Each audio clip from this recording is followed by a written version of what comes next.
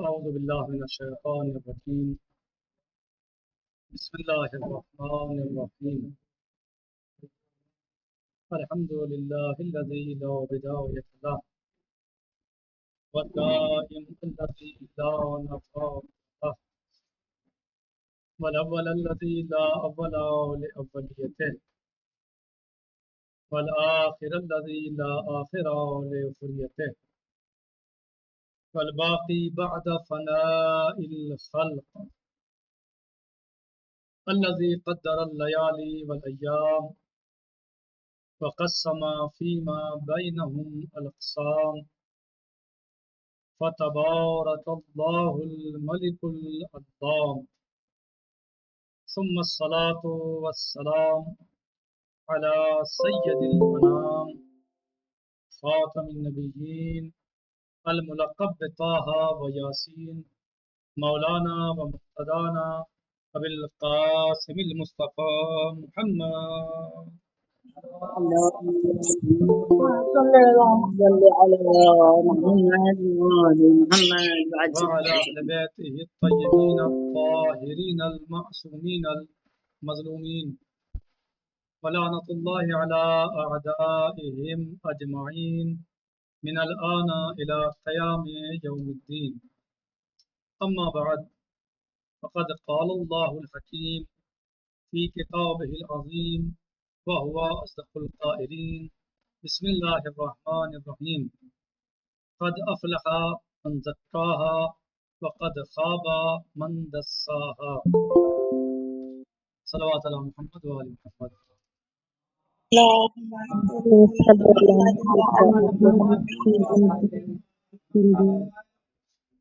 آج کا ہمارا یہ درس اخلاق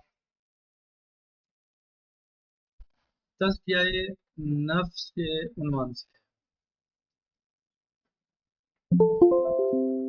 ہر انسان کے یہاں نفس پایا جاتا ہے، ہر انسان اپنا ایک نفس رکھتا ہے۔ اب بعض لوگ اپنے نفس کا تزکیہ کرتے ہیں اور بعض لوگ اپنے نفس کا تزکیہ نہیں کرتے، لیکن جو لوگ تزکیہ نفس کرتے ہیں اللہ عز و جل ان کے لیے قرآن کریم میں متعدد مقامات پر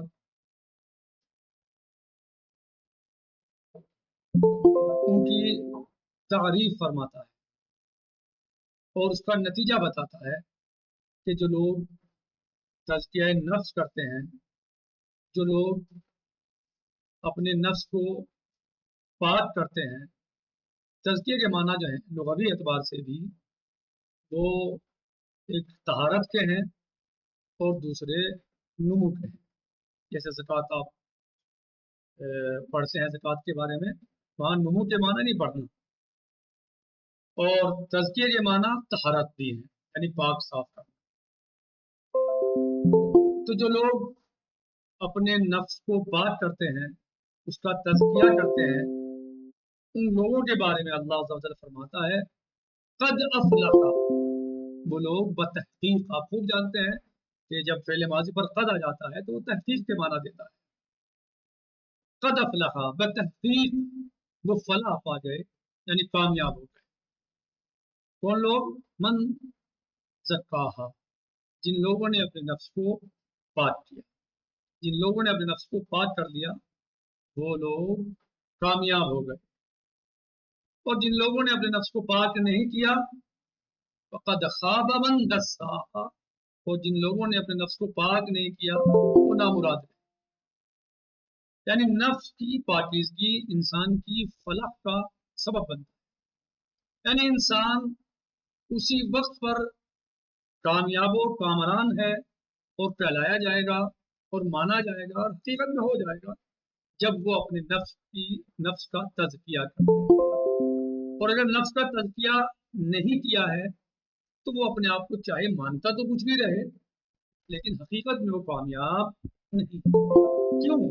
کیونکہ جس ذات بالا صفات نے، جس عظیم ذات نے انسان کو خلق فرمایا ہے، انسان کا جو خالق ہے وہی تو جانتا ہے کہ اس انسان کی جو میری مخلوق ہے اس کی کامیابی کس چیز میں ہے اور کس چیز میں اس کی کامیابی نہیں ہے۔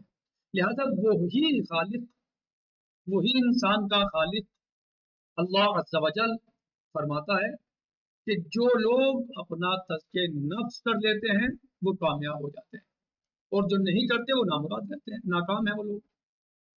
کامیاب وہی ہیں جو تزکیہ نفس کرتے ہیں، اور اس تزکیہ نفس کے لیے اللہ عز و جل نے صرف اور صرف ایسا نہیں کہ انسان کو کہہ دیا کہ کامیاب وہ ہے کہ جو تزکیہ نفس کر لے، نہیں، بلکہ اللہ عز و جل نے اسے جو ہے وہ باقاعدہ اس کے تزکیہ نفس کا انتظام بھی فرمایا، اس کو بھی ذمہ داری دی، اور اپنے طرف سے بھی ان شخصیات اور ذوات کو بھیجا سلام اللہ علیہم کہ جو انسانوں کے نفس کا تزکیہ فرماتے ہیں، تزکیہ کرتے ہیں، اور یہ تمنا انبیاء کی رہی، اولیاء کی رہی، اللہ کے خاصان خاص کی رہی، اور پوری کوشش ان کی یہ رہی کہ انسان کے نفس کا تزکیہ ہو تاکہ انسان کامیاب ہو جائے۔ کہ جیسے آپ سن چکے ابھی کہ کامیاب وہی انسان ہے جو اپنے نفس کا تزکیہ کرے، تو اللہ عز و جل نے اس انسان کے تزکیے کے لیے، گویا اس کو کامیاب بنانے کے لیے، ان ذوات مقدسہ علیہ السلام کا انتظام بھی فرمایا کہ جو اس انسان کے ساتھ ساتھ کہ جو خود اس کی ذمہ داری ہے کہ اپنا تزکیہ کرے، تو کچھ شخصیتیں بھی بھیجی تاکہ وہ اس کے تزکیے میں اس کی مدد کریں، اس کو بتائیں، اس کی رہنمائی کریں، اور ان کے نفوس اور نفسوں کا تزکیہ کریں۔ حتیٰ جناب ابراہیم علیہ السلام فرماتے ہیں بسم اللہ الرحمن الرحیم، سورہ مبارکہ بقرہ آیت نمبر 100 آیت نمبر جو ہے یعنی سورہ مبارکہ بقرہ میں فرماتے ہیں جناب ابراہیم علیہ السلام تو اللہ عز و جل قول نقل فرماتا ہے، جو دعا نقل فرماتا ہے آیت نمبر 129 میں، ربنا وابعث فیہم رسولا، ربنا وابعث فیہم رسولا منہم یتلو علیہم آیاتک ویزکیہم ربنا وابعث فیہم رسولا منہم یتلو علیہم آیاتک ویعلمہم الکتاب والحکمہ ویزکیہم۔ سورہ مبارکہ بقرہ۔ اللہ عز و جل جناب ابراہیم علیہ السلام کی دعا کو اس طرح نقل فرماتا ہے قرآن کریم میں کہ اے میں ہمارے پروردگار، ربنا وابعث، اے ہمارے پروردگار، وابعث فیہم، ان میں بھیج دے، مبعوث فرما دے رسول کو کہ جو انہی میں سے ہو، کام کیا، جو تیری آیات کی ان پر تلاوت کرے اور کتاب و حکمت کی ان کو تعلیم دے اور لوگوں کے نفسوں کا تزکیہ کرے، وَيُزَكِّيهِمْ، اور ان کا تزکیہ نفس کرے۔ یعنی اللہ عز و جل نے اس دعا کو نقل فرمایا اپنی کتاب عظیم میں، اور ابراہیم علیہ السلام نے، اس میں ایک نقطہ یہ بھی ہے کہ ابراہیم علیہ السلام نے دعا کب کی؟ ظاہر ہے جب وہ اپنے وقت میں، جب وہ موجود تھے دنیا میں، ظاہری طور پر اس وقت پہ دعا کی جب وہ موجود تھے، صحیح، لیکن سورہ مبارکہ جمعہ پڑھیے آپ، بسم اللہ الرحمن الرحیم، اس کی آیت شریفہ هو الذی بعث فی الامیین رسولا منہم یتلو علیہم آیاتہ ویزکیہم ویعلمہم الکتاب والحکمہ۔ ابراہیم علیہ السلام نے کیا دعا فرمائی؟ ربنا وابعث، اے لفظوں پر لفظوں سے ملائیے، دیکھیے، ربنا وابعث، اے پروردگار بھیج، مبعوث فرما، ابراہیم علیہ السلام نے دعا فرمائی، اور اللہ عز و جل کیا فرما رہے سورہ جمعہ میں؟ هو الذی بعث فی الامیین، اللہ نے کیا کر دیا؟ مبعوث فرما دیا، یعنی ابراہیم علیہ السلام کی دعا قبول ہو گئی۔ تو ایک نقطہ اس میں یہ بھی ہے اور قابل غور ہے کہ ابراہیم علیہ السلام جیسے نبی نے دعا کب کی؟ ایک عرصے پہلے، سرکار رسالت حضرت محمد مصطفیٰ صلی اللہ علیہ وآلہ وسلم کے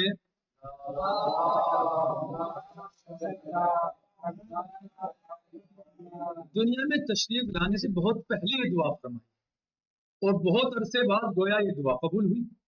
تو یہاں نقطہ یہ بھی ہے کہ ہمیں دعا کی قبولیت میں تاخیر ہو رہی ہے تو ہمیں گھبرانا نہیں چاہیے، ہمیں پریشان نہیں ہونا چاہیے، بلکہ ہمیں انتظار کرنا چاہیے. ہو سکتا ہے ہماری دعا کی قبولیت میں ٹائم لگ جائے.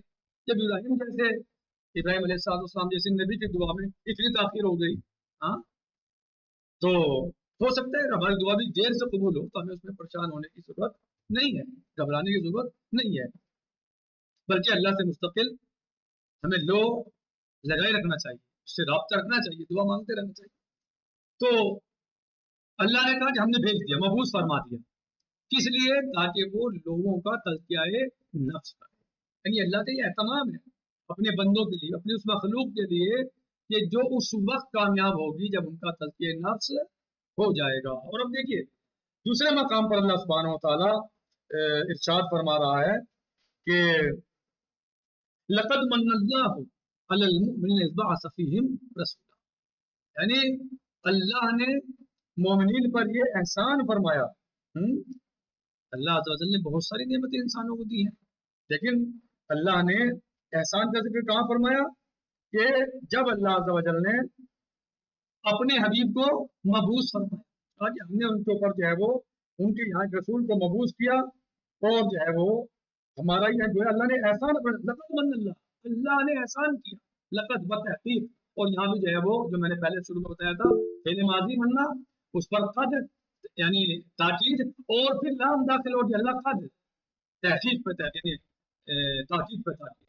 لقد من اللہ یعنی ایک تاکید نہیں ہے، لقد من اللہ، لام بھی آ گیا تاکید کا. لقد من اللہ یعنی اللہ نے لو احسان کیا، کس پر؟ مومنین پر. ظاہر ہے تزکیہ نفس کس کا ہوگا؟ تزکیہ نفس کون کرتے ہیں؟ مومنین ہی کرتے ہیں، تو انہیں تزکیہ نفس ہوگا مومنین کا، تو ان پر ہی احسان ہے. صحیح ہے کہ اللہ نے ان کے لیے رسول کو بھیجا، جی، جس کے ذمہ دار کیا تھی؟ لقد من اللہ علی المؤمنین اذ بعث فیہم رسولا من انفسہم یتلو علیہم آیاتہ ویزکیہم. وہ ان پر آیات الہی کی تلاوت کرتا ہے اور ان کا تزکیہ نفس کرتا ہے. یعنی مولا عز و جل نے جب تزکیہ نفس کا مسئلہ آیا اور تزکیہ نفس کرنے والے کا مسئلہ آیا تو باقاعدہ مومنین کو باقاعدہ احسان جتلایا کہ اللہ نے تم پر منت کی ہے، احسان کیا ہے کہ تمہارے لیے ایک رسول کو مبعوث کیا. یعنی اے مومنین اب آپ اپنے تزکیہ نفس میں کوئی کوتاہی نہ کرنا، کیونکہ ہم نے تمہارے لیے ایک ایسا عظیم رسول بھیج دیا، تزکیہ نفس کے لیے ایک ایسا عظیم انسان بھیج دیا کہ جس سے بڑھ کے کائنات میں کوئی انسان نہیں ہے، اور جس سے بڑھ کے تزکیہ نفس کرنے والا کوئی نہیں ہے. ہم وہی تمہارے درمیان تمہاری تزکیہ نفس کے لیے بھیج رہے ہیں اور ہم نے بھیج دیا، لہٰذا اب تم اس میں کوتاہی نہ کرنا. اس سے بڑھ کے تمہارا تزکیہ نفس کرنے والا کوئی ہے نہیں، یہی سب سے اعلیٰ ہے، یہی سب سے افضل ہے، لہٰذا تم پر ہی احسان ہے. کیونکہ قد افلح جو کامیابی دلاتا ہے اس کا احسان ہوتا ہے نہیں ہوتا؟ اگر آپ کسی کام کو شروع کریں اور آپ جو ہے وہ اس میں کامیابی آپ کو ملے تو کامیابی میں جو اس نے آپ کی مدد کی ہے اس کا احسان ہوگا نہیں ہوگا؟ تو لہٰذا اللہ عز و جل نے مومنین پہ احسان جتلایا کہ دیکھو یہ کامیابی کون سی؟ قد افلح من زکاہا، تو کامیاب ہے کہ جس نے اپنا تزکیہ نفس کر دیا، وہ کامیاب ہو گیا. تو ظاہر ہے اس کامیابی میں انسان کی اللہ نے کیا کیا؟ اپنے رسول کو بھیجا تاکہ انسان کامیاب ہو سکے. تو اب اس نے احسان جتلایا کہ دیکھو ہم نے تمہاری کامیابی کے لیے رسول بھیجا. لقد من اللہ علی المؤمنین اذ بعث فیہم رسولا، ہم نے اللہ نے مومنین پہ احسان فرمایا کہ اس نے مومنین کے درمیان ایک رسول کو بھیجا کہ جس کا کام لوگوں کا تزکیہ نفس کرنا ہے، آیات الہی کی تلاوت کرنا ہے، لوگوں کو کتاب خدا کی تعلیم دینا ہے. تو یہ اللہ عز و جل کا احسان ہے، اس کا لطف ہے، اس کا کرم ہے کہ اس نے ہماری ہدایت کے لیے اور ہماری رہنمائی کے لیے اور ہمارے نفس کو کامیاب بنانے کے لیے اس نے کیا کیا کہ ہمارے لیے ایک ہادی، رہنما، مرشد اور ہمارے نفس کی اصلاح، ہمارے نفس کا تزکیہ کرنے والا بھیجا. کیونکہ ظاہر ہے کہ ہماری عقل بھی ہے، وہ بھی ہادی ہے، لیکن بہت ساری چیزوں میں ہمیں ایک نبی کی یا ہادی کی یا رسول کی یا اللہ کے نمائندے کی ضرورت پڑتی ہے. امام محمد باقر علیہ السلام فرماتے ہیں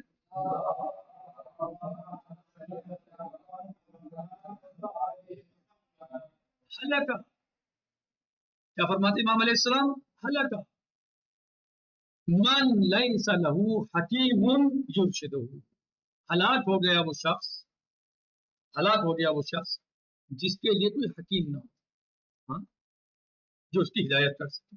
تو لہذا اللہ عز و جل نے انسانوں کی ہدایت کے لیے، ان کی رہنمائی کے لیے ایک ایسی شخصیت، ایسی ذات کا انتظام فرمایا جو یزکیہم ویعلمہم الکتاب والحکمہ، ان کا تزکیہ نفس بھی کرے گا، وہ کرتا ہے، اور کتاب اور حکمت کی تعلیم دیتا ہے۔ اور ظاہر ہے حکمت کی تعلیم کون دے گا؟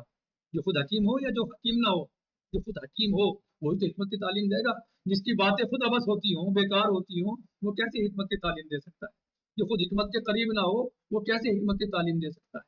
نہیں دے سکتا۔ بلکہ حکمت کی تعلیم وہی دے گا کہ جو خود حکیم ہو، اور وہی تعلیم لے کے کامیاب ہوگا جو اس کے بتائے ہوئے راستے، اس کے فرامین اور ارشادات پر عمل پیرا ہوگا۔ لہذا ضروری ہے ہر انسان کے لیے کہ وہ اس کے لیے ایک حکیم ہو کہ جو اس کو تعلیم دے سکے اور اس کے لیے انتظام حکمت کر سکے۔ اور وہ وہی کر سکتا ہے کہ جو خود حکیم ہو، جس کے لیے یعنی خود اللہ خود فرما رہا ہو کہ یہ کتاب اور حکمت کی تعلیم دیتا ہے۔ لہذا اللہ نے، لیکن ساتھ ساتھ اس کے یہ بھی ضروری ہے کہ خود انسان بھی اپنی کوشش کرے گا۔ صرف اور صرف حکیم کے اوپر ہی سب کچھ نہیں ہے کہ وہ جو کچھ یعنی وہ سب کچھ بتائے، سب صحیح ہے وہ بتائے گا، لیکن عمل کرنا تو انسان کا کام ہے۔ اس کی بتائی ہوئی باتوں پر جو عمل کرے گا وہ تو انسان ہی کرے گا۔ تو لہذا اس کے لیے امام محمد باقر کے ساتھ ارشاد فرماتے ہیں،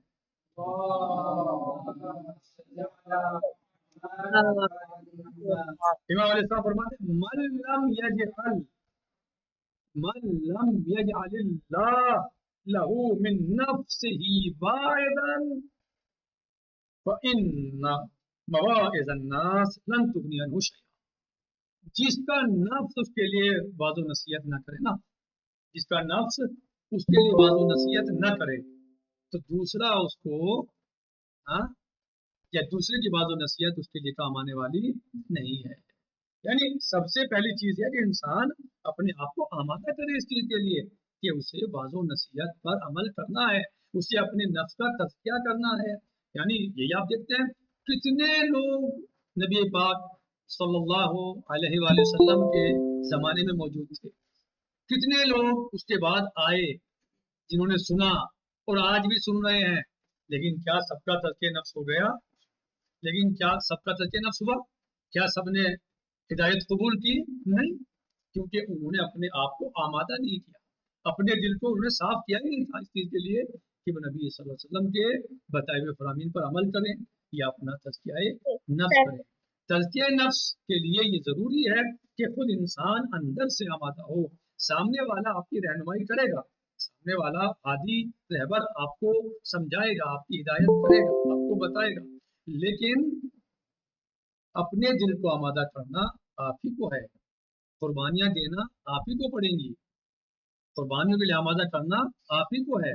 ظاہر ہے کہ اگر کہیں ہدایت کے راستے میں آپ کا مال کم ہو رہا ہو تو اس کو تو آپ ہی کو برداشت کرنا ہوگا نا، کہیں مال چھن رہا ہو تو اس کو تو برداشت آپ ہی کو کرنا ہے نا، کہیں پریشانیوں کا سامنا کرنا پڑ رہا ہو آپ کو تو اس کو تو برداشت آپ ہی کریں گے نا، اس کو برداشت کون کرے گا؟ آپ ہی کریں گے۔ یعنی ہدایت کے لیے، تزکیہ نفس کے لیے جو مزے ہی مزے نہیں ہیں، نہیں آخرت میں مزے ہیں اس کے لیے، لیکن دنیا میں اسے مصیبتوں کا شکار ہونا پڑ سکتا ہے، دنیا میں اسے قربانیاں دینی پڑ سکتی ہیں۔ ظاہر ہے ایک مومن انسان اور ایک منافق اور کافر میں فرق ہے۔ مومن کے لیے دنیا جو ہے وہ پریشانی کی جگہ بن سکتی ہے اور بن جاتی ہے، صحیح، لیکن غیر مومن کے لیے اس کے اوپر وہ تو کسی بات پہ عمل کرنے کو تیار ہی نہیں ہے، نہ اسے حلال سے لینا دینا ہے، نہ اسے حرام سے لینا دینا ہے، نہ اسے غلط کم سے لینا دینا ہے، نہ صحیح سے لینا دینا ہے۔ لیکن مومن جو تزکیہ نفس کرنا چاہتا ہے، کیونکہ تزکیہ نفس ہے کیا؟ یعنی دل کا صاف کرنا، دل کا پاک کرنا، یہ باطنی چیز ہے جس کے اثرات پھر اعضاء پر ظاہر ہوتے ہیں۔ یعنی اندر کی آواز ہے، اندر کی شے ہے، اندر کی چیز ہے، یہ باطنش ہے، یعنی دل کا پاک کرنا، دل کا صاف کرنا، دل کو طاہر بنانا. ہاں، یہ جب انسان اپنے دل کو پاک صاف کر لے گا تب اس کے اوپر صادق آئے گا کہ اس نے تزکیہ نفس کیا ہے. اور جب دل پاک ہو جائے گا، دل صاف ہو جائے گا، تب ہو سکتا ہے کہ ظاہری طور پر دنیاوی اعتبار سے اسے فلاں چیز میں مزہ آئے، فلاں شے میں اسے مزہ آئے، فلاں چیز اسے اچھی لگے. لیکن جب یہ چاہے کہ اس کو انجام دے یا اس کو حاصل کرے تو اس کا دل آواز دے گا، اس کا ضمیر آواز دے گا، اس کا نفس آواز دے گا کہ اس چیز میں اللہ کی رضا نہیں ہے یا اس چیز میں اللہ کی رضا ہے. یعنی اگر چیز دیکھنے میں اچھی لگ رہی ہے، دل چاہ رہا ہے، ارادہ ہے کہ میں اس کو حاصل کر لوں، لیکن اللہ کی طرف سے یہ حکم ہے، اللہ یہ چاہتا ہے کہ آپ اس کو حاصل نہ کریں، تب آپ کو اس سے رکنا ہوگا. اب آپ کو یہاں امتحان کی منزل سے گزرنا ہوگا، آپ کو قربانی دینی ہوگی، آپ کو اپنی پسند کی اشیاء ترک کرنی ہوگی. اور ممکن ہے کہ بہت سی ایسی اشیاء جو آپ کو نہ پسند ہوں، آپ کو دلی اعتبار سے وہ اچھی نہ لگ رہی ہوں، یا آپ کا ذہن دماغ اس کو پسند نہ کر رہا ہو، اور اللہ عز و جل فرمائے کہ اس کو انجام دو، تو آپ کو اس کو انجام دینا ہوگا. یہ تزکیہ نفس یعنی قربانی آپ کو دینی ہوگی. یعنی مومن بہت طریقے سے آزمایا جاتا ہے، بہت طریقے سے اس کی آزمائشیں ہوتی ہیں. یعنی قد افلح من زکاہا، یہ ایسے صادق نہیں آ جائے گا کہ بس میں نے کہہ دیا، میں نے اپنا تزکیہ نفس کر لیا. یہ زبانی جمع خرچی کا نام نہیں ہے. تزکیہ نفس زبانی جمع خرچی نہیں ہے، بلکہ تزکیہ نفس کے لیے قربانی دینی پڑ سکتی ہے. اپنے نفس کو پامال کرنا پڑتا ہے، اپنی خواہشات کو مٹی میں ملانا ہوتا ہے، اپنی خواہشات کو قربان کرنا ہوتا ہے، کیونکہ مومن کا امتحان ہے اور امتحان کے بعد ہی درجات بڑھتے ہیں. اور جس کا دل صاف اور پاک ہوگا وہ امتحان میں کامیاب ہو جائے گا. امام علیہ السلام ارشاد فرماتے ہیں انما یبتلی المؤمن فی الدنیا علی قدر دینہ، مومن دنیا میں اتنا ہی مبتلا ہوتا ہے، اتنی ہی مقدار میں مبتلا ہوتا ہے جتنا اس کا دین مضبوط ہوتا ہے. یعنی مومن کا امتحان دنیا میں جتنا دین اس کا زیادہ مضبوط ہے، جتنا اس کا ایمان مضبوط ہے، اتنے ہی زیادہ اس کا امتحان مضبوط ہے اور زیادہ سخت ہے. یعنی آپ دیکھیے کہ ہو سکتا ہے کہ ہمارا امتحان بہت کم ہو، لیکن انبیاء کا امتحان اتنا زیادہ ہوتا ہے. ائمہ اہل بیت علیہ السلام سے بڑھ کر، اہل بیت اطہار علیہ السلام سے بڑھ کر کوئی انسان ہو سکتا ہے؟ لیکن کیا ان کے امتحان سے بڑا امتحان کس کا دنیا میں ہوا ہے آج تک؟ کتنی سختیوں سے گزرے ہیں، کتنی پریشانیاں برداشت کی ہیں، کتنی مصیبتیں برداشت کی ہیں، کتنے مصائب کے پہاڑ ان کے اوپر توڑے گئے، اٹھائے گئے ہیں، لیکن ان سب نے صبر کیا. اہل بیت علیہ السلام نے صبر کیا اور صبر کی منزل میں وہ رہے. اور جب انسان صبر کی منزل میں رہتا ہے تو اللہ عز و جل اس سے خوش ہوتا ہے اور اللہ سبحانہ و تعالیٰ اس کو اس کا اجر عظیم دیتا ہے. وبشر الصابرین الذین اذا اصابتهم مصیبہ قالوا انا للہ وانا الیہ راجعون. اور پھر مولا عز و جل اس میں ارشاد فرماتا ہے کہ صرف یہیں تک بات نہیں ہے، بلکہ انہیں پر اللہ کی صلوات بھی ہے، ان پر اللہ کی رحمت بھی ہے. یعنی جو لوگ بلاؤں میں، مصیبتوں میں، پریشانیوں میں ہماری راہ میں صبر کرتے ہیں تو اللہ عز و جل فرماتا ہے کہ ان کے لیے کیا ہے؟ صلوات ہے، درود و سلام ہے اللہ کی طرف سے، اور ان پر اللہ کی رحمت ہے ایسے لوگوں پر. اور جو لوگ صبر کرتے ہیں پریشانیوں میں، مشکلات میں، تو ایسے لوگوں کا نتیجہ کیا ہے؟ جنات عدن. دوسرے مقام پہ اللہ سبحانہ وتعالیٰ سورہ طہ میں ارشاد فرماتا ہے وَمَن يَأْتِ مُؤْمِنًا قَدْ عَمِلَ الصَّالِحَاتِ فَأُولَٰئِكَ لَهُمُ الدَّرَجَاتُ الْعُلَىٰ جنات عدن تجری من تحت الانہار خالدین فیہا وذالک جزاء من تزکا. جو لوگ اپنا تزکیہ نفس کرتے ہیں، اپنے آپ کو اللہ کے لیے پیش کرتے ہیں، قربانیاں پیش کرتے ہیں، اپنی مشکلات قبول کرتے ہیں، برداشت کرتے ہیں، تو ایسے لوگوں کے لیے اللہ کی طرف سے کیا ہے؟ اجر عظیم ہے، صلوات ہے، مغفرت ہے، اور ایسے لوگوں کے لیے اللہ کی رحمت ہے. اور سورہ طہ میں کیا ارشاد ہوتا ہے کہ ایسے لوگوں کے لیے جنت ہے، باغات ہیں جن کے نیچے نہریں جاری ہیں، نہریں جاری اور ساری ہیں، اور وہ اس میں ہمیشہ ہمیشہ رہیں گے، ہمیشہ رہیں گے. یہ ان کا صلہ ہے، ان کا نتیجہ ہے. فَذَلِكَ جَزَاءُ مَن تَزَكَّىٰ. یہ کہیں کی جزا ہے، یہ جزا ہے کہیں کی قَدْ أَفْلَحَ مَن تَزَكَّىٰ. یہ جزا ہے تزکیہ نفس کی. جس نے اپنا تزکیہ نفس کیا وہ جنت کی نہروں سے، باغات سے، وہاں کی نعمات سے، برکات سے مستفید ہوگا۔ لیکن یاد رہے کہ صرف اور صرف تزکیہ نفس زبانی خارج نہیں ہے، بلکہ نفس باطن ہے، اندر ہے، ظاہر نہیں ہے۔ ہاں اس کے اثرات ہمارے اعضاء سے ظاہر ہوں گے، ہمارے جوارے سے ظاہر ہوں گے کہ ہاں واقعا ہم نے تزکیہ نفس کیا ہے۔ تزکیہ نفس کے بڑے فوائد ہیں، بڑے نتیجے ہیں، دنیا میں بھی اور آخرت میں بھی۔ تزکیہ نفس ایک ایسی چیز ہے جس کا بہت زیادہ اجر و ثواب ہے۔ تو اللہ سبحانہ و تعالیٰ نے اس کا اجر بہت زیادہ رکھا ہے، جیسے آپ نے ابھی آیت میں سنا کہ جنتیں ہیں، نہریں ہیں، باغات ہیں، لیکن یہ کون لوگ ہیں، کن کے لیے ہیں؟ موج اور مستی دنیا میں کر رہے ہیں، جو اللہ کی مخالفتوں میں موج اور مستی کر رہے ہیں، اللہ کی مخالفتوں میں عیش و آرام کر رہے ہیں، انہیں یہ گناہ سے کوئی لینا دینا نہیں، یعنی جو ہے وہ تو ہو، ہمیں کوئی لینا دینا نہیں ہے، یہ ارتکاب کرتے ہیں، اللہ کی مخالفت کرتے ہیں، اللہ کی معصیت کرتے ہیں، ایسے لوگوں کے لیے نہیں ہے۔ ایسے لوگوں کے چند دن کے یہاں کے منافع اور فائدے ہو سکتے ہیں، لیکن جو جنت کی نہریں ہیں، جو وہاں کے باغات ہیں، جو وہاں کے عیش و آرام ہیں، جو وہاں کی لذت اور مزے ہیں، وہ کس کے لیے ہے؟ من تزکا، جو جس نے اپنا تزکیہ نفس کیا، یہ جو تزکیہ نفس کرے گا۔ لیکن وہ کون لوگ ہیں؟ دنیا میں ان کے کیا اعمال ہیں، کیسے اعمال ہیں؟ وَيَخِرُّونَ لِلْأَذْقَانِ يَبْكُونَ وَيَزِيدُهُمْ خُشُوعًا، وہ لوگ ہیں جو اپنی ٹھوڑیوں کے بل گر جاتے ہیں، اللہ کا سجدہ کرتے ہیں، ہاں خشوع و خضوع کے ساتھ۔ وہ یہ نہیں کہتے، وہ نماز ایسے نہیں پڑھتے، اللہ اکبر اللہ، وہ نمازیں ایسے نہیں پڑھتے کہ بہت جلدی کرتے ہیں، بلکہ وہ خشوع و خضوع کے ساتھ سجدے کرتے ہیں، وہ خشوع و خضوع کے ساتھ تحلیل کرتے ہیں، تکبیر کرتے ہیں، تسبیحات پڑھتے ہیں، اللہ کی بارگاہ میں گریا کرتے ہیں۔ کیا کرتے ہیں اللہ کی بارگاہ میں؟ گریا کرتے ہیں، اللہ کی بارگاہ میں روتے ہیں۔ یہ نہیں کہ بس ایک فارملٹی پوری کی اور چلے گئے کہ ہاں صاحب ہم نے نماز پڑھ لی۔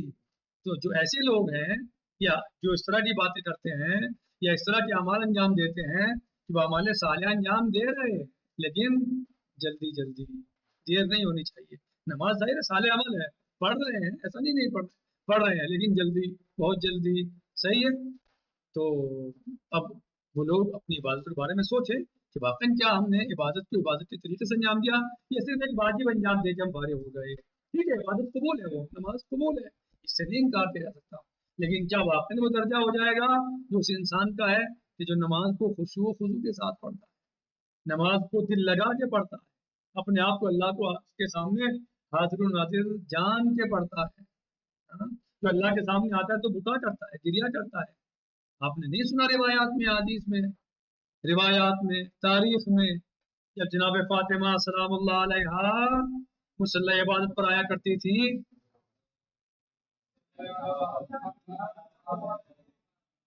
جب امیر المومنین علیہ السلام مصلی عبادت پر آیا کرتے تھے، جب امام حسن حسین علیہ السلام مصلی عبادت پر تشریف لایا کرتے تھے، جب نبی اعظم محمد مصطفیٰ صلی اللہ تعالی علیہ وسلم مصلی عبادت پر تشریف لایا کرتے تھے تو آپ کے بدن کیسے کانپتے تھے؟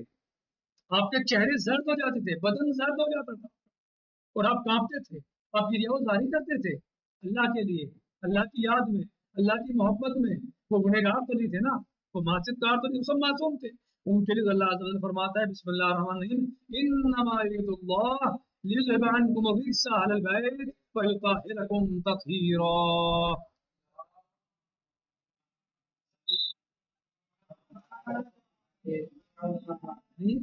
وہ اللہ عز و جل کے سامنے، اس کی عظمت کے سامنے، اس کی جلالت کے سامنے، اس کی عظمت کے سامنے کیسے ہو جاتے تھے؟ تو ہم تو ان کے سامنے کچھ ہے ہی نہیں، تو ہمیں کیسا ہو جانا چاہیے اللہ کے بارگاہ میں؟ جب ہم اللہ کی بارگاہ میں آئیں، ہم نماز کے لیے آمادہ ہوں تو ہمیں کیسے ہو جانا چاہیے؟ ہمیں وہاں بیٹھ کے کیا کرنا چاہیے؟ ہمیں وہاں کیسے رہنا چاہیے؟ ہمیں نماز کو کیسے ادا کرنی ہے؟ کیسے ہم نماز پڑھیں؟ صحیح، جب اہل بیت علیہ السلام کا، جن کے بارے میں اللہ ہی کہہ رہا ہے کہ یہ تو وہ لوگ ہیں جو طیب و طاہر ہیں، یہ تو وہ لوگ ہیں جن کے پاس گندگی آ ہی نہیں سکتی، یہ تو وہ لوگ ہیں وما تشاءون الا ان شاء اللہ، اہل بیت تم تو کچھ چاہتے ہی نہیں ہو، وہی چاہتے ہو جو اللہ چاہتا ہے۔ تو جب وہ ایسے ہو جاتے ہیں اللہ کی بارگاہ میں آنے کے بعد تو پھر ہماری عبادت کیسے ہونی چاہیے؟ ہمیں کیا کرنا چاہیے؟ ہم گنہگار ہیں، مجرم ہیں، خطاکار ہیں، ہم سے ہر قدم پہ گناہ کے ہونے کے امکانات پائے جاتے ہیں اور ہم ارتکاب گناہ کرتے ہیں، ارتکاب معصیت کرتے ہیں، تو ہمیں تو بتائیے اور زیادہ اللہ کی بارگاہ میں آ کے گریہ کرنا چاہیے، رونا چاہیے. تو اللہ کی بارگاہ میں گریہ کی اور رونے کی اور بکا کی بڑی عظمت ہے، بڑی قیمت ہے. جو آنکھیں اللہ کے لیے روتی ہیں وہ آنکھیں خوش نصیب ہیں، وہ آنکھیں جو اللہ کے لیے گریہ کرتی ہیں ان کا بڑا اجر عظیم ہے، ان کا مقابلہ دنیا کو انسان نہیں کر سکتا. امام صادق علیہ السلام فرماتے ہیں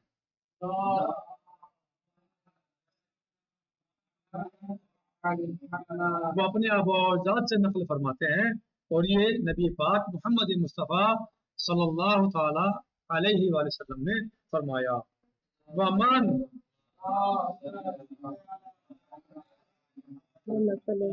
ومن ذرفت عیناہ، توجہ دیجیے گا، ومن ذرفت عیناہ من خشیت اللہ کان لہ بکل قطرۃ قطرۃ من دموعہ قصر فی الجنہ. جو آنکھ امام علیہ السلام اپنے اجداد سے نقل فرماتے ہوئے نبی پاک صلی اللہ علیہ وسلم نقل فرماتے ہیں کہ جو آنکھ اللہ کی یاد میں اشکبار ہو جاتی ہے، جو آنکھ آنسوؤں سے ڈبڈبا جاتی ہے، جس آنکھ میں آنسو بھر جاتے ہیں اللہ کی یاد میں، وہ آنکھ کیا ہے؟ جو آنکھ اللہ کے خشوع و خضوع کی وجہ سے آنسوؤں سے بھر جاتی ہے، کان لہ بکل قطرۃ، اس آنکھ کے ہر قطرے کے بدلے، جو قطرہ اس کی آنکھ سے ٹپکا ہے آنسوؤں کا، قصر فی الجنہ، ہر آنسو کے بدلے، ہر قطرے کے بدلے اللہ تعالی کیا کرتا ہے؟ جنت میں اسے قصر عطا فرمائے گا، ایک محل عطا فرمائے گا ہر آنسو کے بدلے. جی جو آنکھ یا جو انسان یا جس انسان کی آنکھ اللہ کی خشوع و خضوع میں روئے، گریہ کرے، اس آنکھ اور اس آنسو کے ہر قطرے کے بدلے اللہ عز و جل جنت میں قصر عطا فرمائے گا، مکلل بالدرر یا بالدر والجوہر. وہ اس محل اور قصر سجا ہوا ہوگا، مزین ہوگا جواہرات سے، موتیوں سے، جواہرات سے. آپ ایک موتی، آپ ایک جوہر یا آپ ایک نگینہ ہاتھ میں پہنتے ہیں انگوٹھی بنا کے، کتنے اچھے لگتے ہو، زینت ہے نا آپ کی انگوٹھی، خاتم جو ہے زینت ہے آپ کی، ٹھیک ہے. تو کس لیے پہنتے ہیں؟ زینت کے لیے. انگوٹھی کس لیے پہنتے ہیں؟ زینت کے لیے. انگوٹھی زینت ہے انسان کی، یہی. تو وہاں آپ کا پورا محل نگوں سے سجا ہوا، جواہرات سے سجا ہوا ہوگا پورا محل. ایک آنسو کے بدلے، ہر آنسو کے بدلے ایک محل ہوگا. جی فی ہے مالا عین رات، اور وہ ایسا ہوگا اور وہ اتنا اچھا ہوگا کہ ایسا محل دنیا میں کسی آنکھ نے دیکھا نہیں ہوگا. ولا اذن سمعت، نہ کسی کان نے ایسے محل کے بارے میں سنا ہوگا، نہ آنکھ نے دیکھا ہوگا نہ کسی کان نے سنا ہوگا. حتی ولا خطر علی قلب بشر، حتیٰ کہ اس طرح کی سوچ اور محل کے بارے میں کسی انسان کے دماغ میں بھی نہیں آ سکتا. ایسا محل ہر آنسو کے بدلے ملے گا. توجہ دیجیے گا، غور کیجیے گا. کیا کبھی ہم اللہ کی یاد میں روئے ہیں؟ کبھی ہمارا نفس نے اس بات کے لیے ہمیں آمادہ کیا کہ ہم اپنے گناہوں پہ روئیں، اپنی معصیتوں پہ روئیں، اللہ کی محبت میں روئیں، اللہ کے سامنے خشوع و خضوع کرتے ہوئے روئیں؟ کبھی ایسا ہوا؟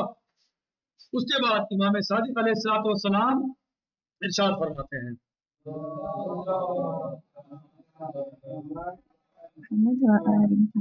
ما من شیء الا وله کیل و وزن، کوئی ایسی آنکھ نہیں ہے، کوئی ایسی چیز نہیں ہے کہ جس کو تولا جائے اور اس کا وزن کیا جائے، الا الدموع، سوائے اس آنسو کے کہ جو اللہ کی یاد میں نکلا ہے. فإن القطرة تطفی بہار کم منا، یہ آنسو جو اللہ کی یاد میں نکلتا ہے مومن کی آنکھ سے، وہ آنسو اتنی پاور و طاقت رکھتا ہے، امام فرماتے ہیں، امام علیہ السلام فرماتے ہیں کہ وہ جہنم کی آگ کو خاموش کرتے ہیں. اس سے بڑھ کے کوئی آنسو، کوئی طاقت ہے؟ جہنم کی آگ کی، ایک مومن کی آنکھ سے نکلا ہوا آنسو. صحیح.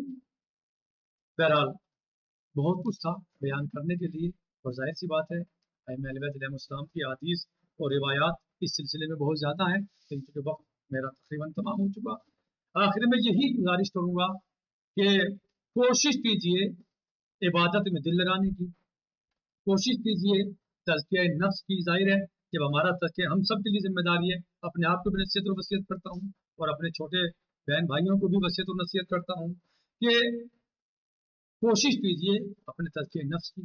جب ہمارا تزکیہ نفس ہو جائے گا، اور ہم سب مل کے کوشش کریں، اور جب ہمارا تزکیہ نفس ہو جائے گا تو ہمارا عبادت میں دل لگے گا، نمازوں میں دل لگے گا، نمازیں پڑھنے کو ہمارا دل کرے گا، پڑھتے ہوئے ہم جو ہے وہ اللہ کو واقعاً جو ہے وہ محسوس کریں گے کہ ہم ہمارے سامنے ہیں، ہم اس کی عبادت کر رہے ہیں، ہم کسی بڑی ذات اور شخصیت کی عبادت کر رہے ہیں، ہم کسی عظیم ہستی کے سامنے ہیں، تو لہٰذا اس نماز اور عبادت کا مزہ کچھ اور ہی ہوگا۔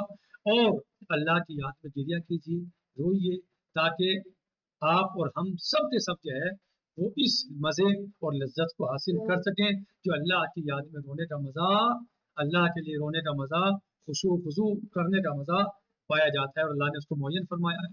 لہٰذا پروردگار سے دعا ہے کہ اللہ عز و جل ہم سب کو اللہ کے لیے خشوع و خضوع کرنے والوں میں سے شمار فرمائے، ہم سب کو خشوع و خضوع کرنے والوں کے ساتھ شمار فرمائے، ہمیں خشوع و خضوع کرنے کی توفیق عطا فرمائے۔